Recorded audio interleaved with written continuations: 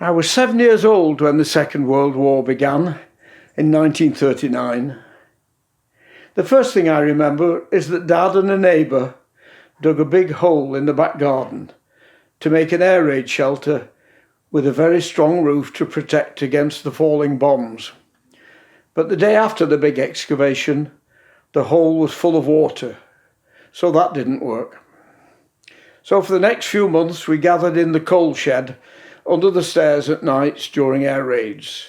4 of us, very crushed and not much sleep, but the safest place in the house. School became different then too. We usually each had a small bottle of milk to drink at what was then called playtime in the middle of the morning, but very often the milk was replaced by a Horlicks tablet. For a time we only went to school in the afternoons or the mornings because many of the younger male teachers had been called up into the armed forces. I remember my father joining the air raid wardens and the Home Guard. They were a lot like Dad's army on television now. Air raid wardens used to go out at night when bombers were expected. And if bombs were dropped, they had to spot them and rescue the injured and put out any fires. I remember the day we were evacuated to Auntie Dorothy's in Blackpool. We were so lucky. The very next day, while we were getting ready for a new school in Blackpool, Manchester was bombed by 2 major blitzes. For 2 nights, the Luftwaffe targeted many of their bombers on Manchester. Much damage was caused and many people were killed.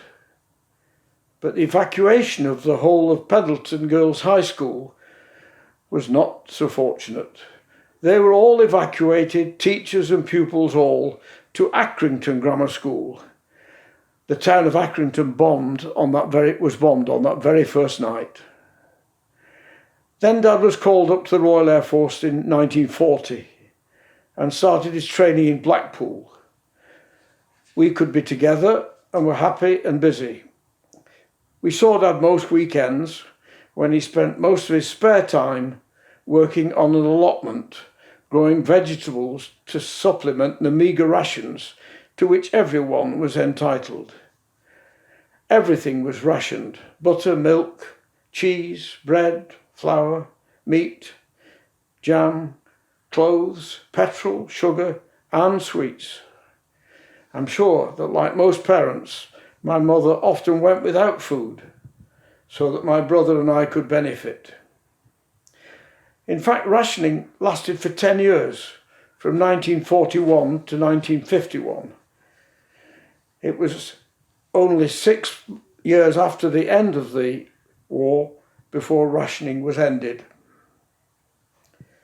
After completing his square bashing and basic training at Blackpool, Dad was posted to a Canadian squadron on the island of Stornoway off the northwest coast of Scotland. He was posted to a Canadian squadron. Their objective was to protect the Atlantic convoys from U-boat attacks on their outgoing or incoming voyages. Stornoway was a long way from home here in Manchester, and it took 24 hours to get there or back by train. Dad occasionally got a weekend pass. There were 2 problems, because the rail fare was expensive, and how could he get the 5 miles home from London Road Station in the middle of a Saturday night?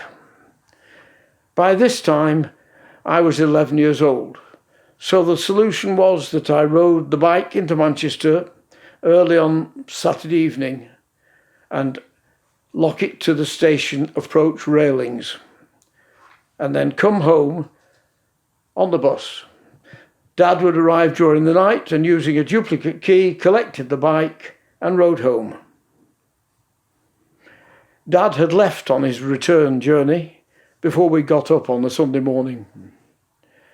Dad's long posting was to Hamburg in Germany. I don't know what his duties were. He never spoke of them. But when he was demobbed, his experiences in Germany had obviously affected him. For months he was very reclusive, just sitting in the front room, and not to be disturbed. Fortunately, he was helped by our very kind minister, Reverend Ken Fox, and over time, Dad complete return to his old self. Just up the road from us was a family. Brian and I were slightly younger than them. They were Eric and Donald. We knew them and we saw them about. Eric joined the Navy as soon as war broke out and spent the bulk of the war on active service in a submarine in the Mediterranean. It was HMS Unbroken under Captain Mars. Eric came home to become a local school teacher. His younger brother, Donald, joined the Navy. Unlike his brother Eric and my dad, Donald didn't come home. He drowned during the war. So that was the war as I remember it. Years later, I joined the RAF for national service in Germany. So there was a connection there with Dad's time over there.